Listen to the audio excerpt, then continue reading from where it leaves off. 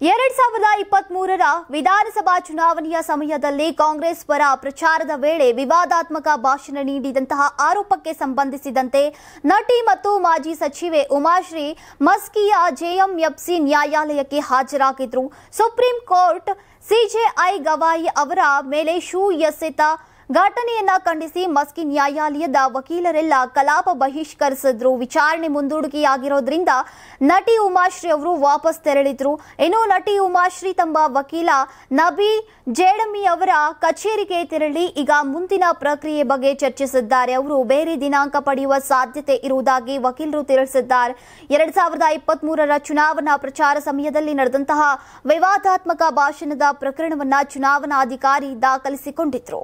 ನೀವು ಸಣ್ಣ ಆಗ್ಬೇಕಲ್ವಾ? ಅದು ಒಂದು ಉತ್ತಮ ಆಹಾರದಿಂದ ಸಣ್ಣ ಆಗ್ಬೇಕಲ್ವಾ? ಪ್ರತಿದಿನ ನಮ್ಮ ಜೀನಿ ಸ್ಲಿಮ್ ನ ಯೂಸ್ ಮಾಡಿ ಯಾವುದೇ ಸೈಡ್ ಎಫೆಕ್ಟ್ ಇಲ್ದಂಗೆ ನೀವು ಸಣ್ಣ ಆಗ್ತೀರಾ.